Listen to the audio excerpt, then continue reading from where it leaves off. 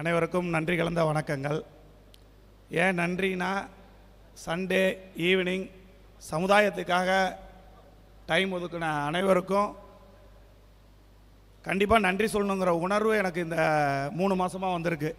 ஏன்னா மத்திய வேளாண் செட்டியார் சங்கத்தோட ஒரு தொடர்பு ஏற்பட்டு தமிழ்நாடு முழுவதும் ஒரு 21 கூட்டங்கள் நடந்த இடத்துக்கெல்லாம் நான் போன வகையில் ஆங்காங்கே மிகப்பெரிய எழுச்சியோடு இருக்குது. அதில் டைம் ஒதுக்கி வரவங்களுக்கு ஃபஸ்ட்டு நன்றி சொல்லணுங்கிற உணர்வு எனக்கு வந்துருச்சு. அதோட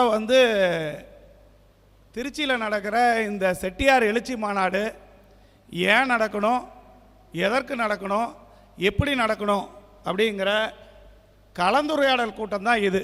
இதில் என் கருத்தும் கொஞ்சம் இருக்குது. அதோடு எனக்கு எங்கள் சொந்த ஊருக்கு வந்திருக்கனால எங்கள் சொந்த ஊர் பெருமையை மத்திய சங்கத்துக்கும் மத்திய சங்கத்தோட நான் பயணித்ததுனால அவங்களோட பெருமை உங்களுக்கும் தெரியப்படுத்துறது தான் முதல் கூட்டத்தோட கருத்தாக இருக்குங்கிறது என் கருத்து. அதில் எங்கள் ஊரோட பெருமை, ஒரு சங்கம் ஒரு ஸ்கூல் நடத்துனதுன்னா அது ராசிபுரம் சங்கம் தான். செட்டி ஸ்கூலில் படிக்கலைன்னா யாருமே இல்லைன்னு இந்த ஊர் சொல்லும். அதே மாதிரி செட்டியார் ஸ்கூலில் படித்தவங்க மட்டும்தான் தமிழ்நாடு ஃபுல்லும் இன்றைக்கி குறைஞ்சபட்சம் 5000 டாக்டர்ஸ் இருப்பாங்க. இன்ஜினியருக்கு அளவே இருக்காது. அந்த ஸ்கூல் படிக்கிறது இன்றைக்கி எப்படி ஒரு கான்வெண்ட்டில் படித்தா என்ன ஒரு பெருமையோ அதை நம்ம முன்னோர்கள்லாம் கொடுத்தாங்க. அந்த வழியிலலாம் படித்து வந்ததெல்லாம் நாங்களாக இருக்கோம். இங்கே இருக்கிற மேக்ஸிமம் இருப்பாங்க. நம்ம சமுதாயம் மட்டும் இல்லை, ஊரில் இருக்க அத்தனை சமுதாயத்துக்கும் கல்வி அறிவை கொடுத்தது நம்ம ஸ்கூல் தான், நம்ம சங்கம் தான். அதுவும் இல்லாமல் ஒரு 4 சேர்மன்களை தொடர்ந்து பெற்றுட்டு இருந்தது நாம் தான். இப்போ இவ்வளோ எழுச்சியோடு இந்த சங்கம் நடைபெறதுக்கு மேடையில் இருக்கிற பிஎஸ் மாமா ஒரு காரணம். ஏன்னா நான் கடைவீதியிலே குடியிருந்தோம். ராசிபுரம் மாரியம்மன் பண்டிகைப்போ சாமியோட 4 பெட்ரமாஸ் லைட்டு கொண்டு வர அம்மாங்க மட்டும்தான் வருவாங்க. நாங்கள் இருந்துட்டு நம்ம சாமி நாங்கள் மட்டும்தான் பார்ப்போம். அடுத்து அந்த அம்மா கூப்பிட்டு போவாங்க. அப்படி இருந்த நிலையை மாற்றி நம்ம சமுதாயத்துக்கு ஒரு எழுச்சியை உண்டு பண்ணது பிஎஸ் மாமா காலத்தில் தான் எனக்கு தெரிஞ்சு. இன்றைக்கி நம்ம சமுதாயத்து அன்னைக்கு மட்டும்தான் ஊரில் பெரிய கும்பல் இருக்குது. ஆனால் அப்போல்லாம் என்னென்னா முதல் நாள் கவுண்டரும் கட்டளை அன்னைக்கு நல்ல கும்பல் இருக்கும். அடுத்து எல்லாம் ஒன்றும் இருக்காதுப்பா, அடுத்து இன்னும் ஒரு 10 நாள் கழித்து தான் இருக்கும், செட்டியார் கட்டளையெல்லாம் ஒன்றும் இருக்காதுன்னு சொன்ன காலம் மாறி பக்திங்கிற மார்க்கத்தில் சங்கத்தை ஒருங்கிணைச்சி கொண்டு வந்தது கடந்த 20 ஆண்டுகளில் மாமா பண்ண பெரிய சாதனையில் தான் சங்கத்துக்குள்ளே வராதவங்களாம் இன்றைக்கி சங்கத்துக்கு வந்திருக்காங்க. அதுக்கு மாமாவுக்கு மிக்க நன்றி. அடுத்து வீட்டு எண்ணெய், அவர் கால் பதித்த துறைகளை எல்லாம் சாதித்தவர். அவரை பயன்படுத்திக்க நமது சமுதாயமும் ஒரு சில நேரத்தில் தவறிட்டோம். அவர் சார்ந்த இயக்கமும் தவறி இருக்குன்னு தான் சொல்லணும். அவர் சாதனையாளர் தான். மேடையில் இருக்கிற இவங்க மட்டும்தான் உள்ளூர் சாதனையாளர் இல்லை, கீழே இருக்கிற ஒவ்வொருத்தரும் அவங்க துறையில் சாதனையாளர் தான். இந்த ஊரோட கடைவீதியில் சின்ன கடைவீதி, பெரிய கடைவீதி, கடைவீதி மொத்த கடைவீதியும் நாம் தான் அத்தனை தொழிலும் செஞ்சோம்.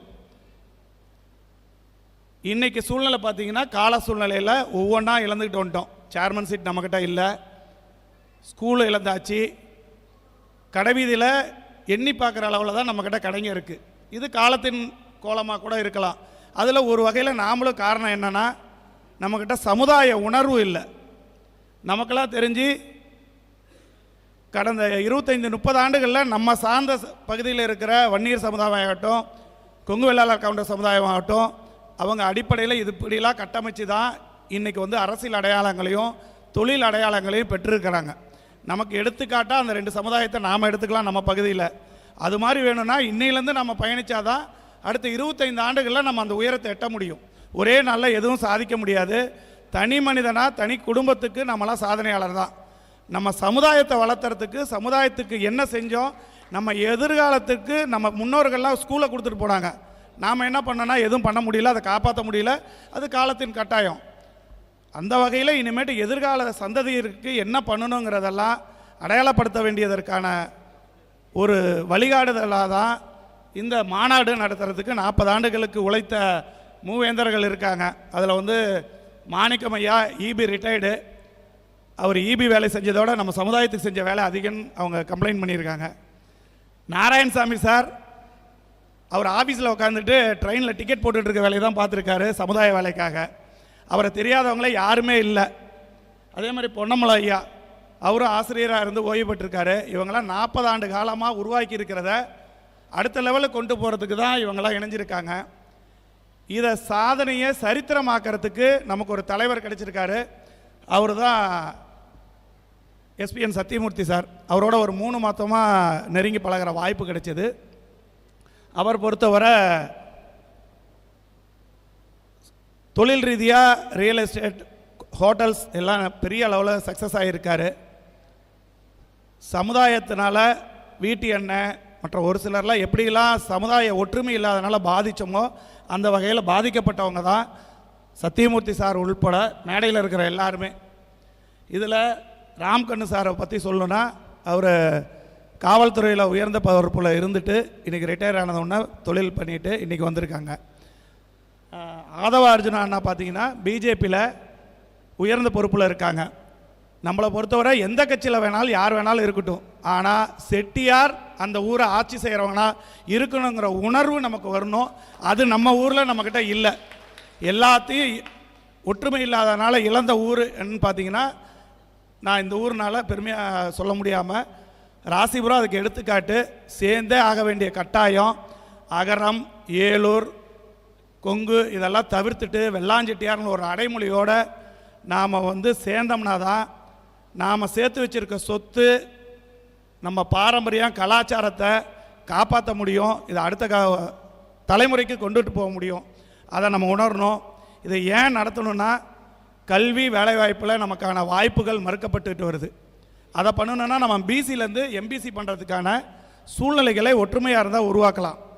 மொத்தமாக செட்டியார்னு பார்த்தா 10% இருக்காங்க.